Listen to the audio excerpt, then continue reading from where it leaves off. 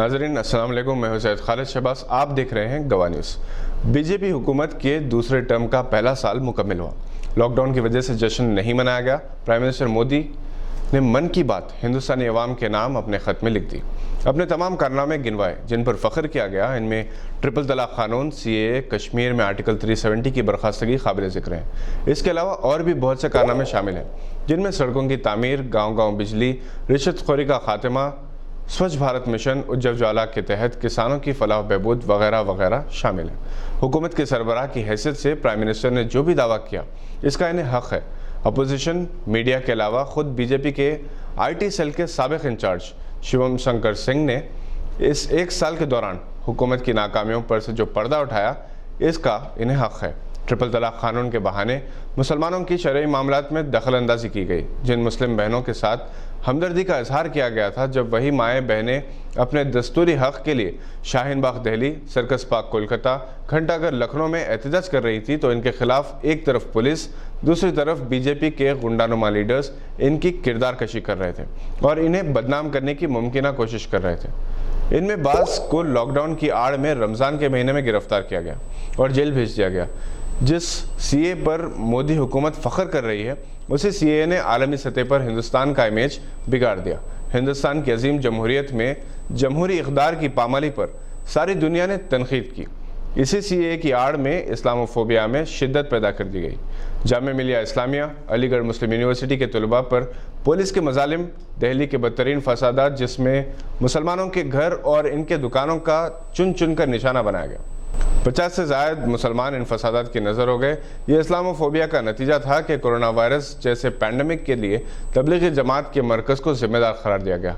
मुकदमात दायर किए गए, जमातियों को गिरफ्तार किया गया, बैरूनी ममालिक के जमातियों के वीज़ा कैंसिल किए गए। सोशल मीडिया पर मुसलमानों के खिलाफ घिनौनी मुहिम शुरू की गई और इसका रद्द-ए-अमल इस कदर शदीद हुआ कि पहली मरतबा OIC ने इसके खिलाफ करारदाद मंजूर की। हिंदुस्तान की पॉलिसी पर तनखीद की। पहली मरतबा UAE, कतर, सऊदी अरब में आला हुद्दों पर फायज लाखों रुपए कमाने वाले संघ परिवार के कारकुनों को सोशल मीडिया के जरिए इस्लाम और मुसलमानों के खिलाफ मुहिम चलाने पर इन्हें नौकरी से निकाल दिया गया। यही नहीं बल्कि कनाडा और न्यूजीलैंड में भी इसका असर हुआ है और वहाँ से भी ऐसे मुस्लिम और इस्लाम दुश्मन हिंदुस्तानियों को नौकरियों से बरतरफ कर दिया गया। इन ममालिक में आम तासुर यही है कि बीजेपी और संघ परिवार की वजह से मुसलमानों के खिलाफ ये नफरत पैदा हुई है। बाबरी मस्जिद से मुताल्लिक सुप्रीम कोर्ट के फैसले और राम मंदिर की तामीर के लिए राह हमवारी का भी वज़ीर आज़म ने हवाला दिया। ये और बात है कि फैसला सुनाने वाले चीफ जस्टिस रंजन गोगोई को रिटायरमेंट के बाद राज्यसभा के लिए नामजद किया गया तो इस फैसले की असलियत जाहिर हो गई। मुल्क में पहली मरतबा अदलिया पर भरोसा कम होने लगा। कश्मीर के खुसूसी मौक़िफ़ से मुताल्लिक़ आर्टिकल 370 को बर्खास्त करने पर भले ही तारीफ़ की गई हो मगर ये एक हकीकत है कि 70 साल में पहली मरतबा कश्मीर में इंसानी हुकूक़ की खिलाफ वर्जी का मसला यूनाइटेड नेशंस में उठाने का पाकिस्तान को मौका मिला। 5 अगस्त 2019 के बाद से कश्मीर में जिस तरह से कर्फ्यू लॉकडाउन नाफिज किया गया, जिस तरह से इंटरनेट और टेलीफोन सर्विसेज से वहाँ की आवाम को महरूम रखा गया, इससे भी हिंदुस्तान की इमेज बहुत ख़राब हुई है। कश्मीरी अवाम किन हालात से गुजर रहे होंगे इसका अंदाज़ा मुल्क भर में लॉकडाउन के शुरू होने के बाद हुआ। मुल्क के अंदरूनी हालात किस कदर तबाह हुए कोरोना वायरस और लॉकडाउन के दौरान इसका एहसास हर हिंदुस्तानी को हुआ। नौजवानों को रोज़गार का वादा किया गया था, लॉकडाउन के दौरान करोड़ों अफराद बेरोज़गार हो गए। माइग्रेंट लेबर्स जिस दौर से गुजरे हैं इसकी कोई मिसाल नहीं मिलती। मेक इन इंडिया का नारा कागज़ पर रह गया। रिश्वतखोरी इस लिहाज से ख़त्म नहीं हुई कि आए दिन कहीं ना कहीं से मुख्तलिफ स्कैम का पता चलता है। कभी वेंटिलेटर्स का स्कैम तो कहीं कोई और स्कैम का पता लगता है। एक साल के दौरान पड़ोसी ममालिक के साथ भी ताल्लुकात पहले जैसे नहीं रहे। नेपाल जो एक हिंदू मुल्क है वो भी सीना तान कर सामने आ चुका है और चीन ने लद्दाख और सिक्किम में कितने इलाकों पर अपनी ताकत का मुजाहरा किया।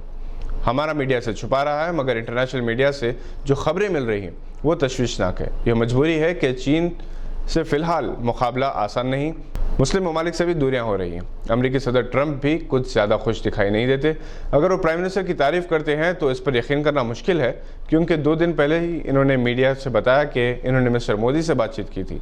हुकूमत हिंद ने इसकी तरदीद की। GDP के बारे में क्या कहा जाए, इस वक्त हर लिहाज पर मसाइल का सामना है। मुल्क की तरक्की पर तवज्जो दी जाती तो ज़्यादा बेहतर होता।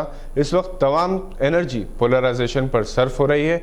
उम्मीद है कि मोदी हुकूमत सेकेंड टर्म के बाकी 4 सालों में अपनी गलतियों की इस्लाह करेगी। ये थी आज की एक अहम खबर पर नज़र।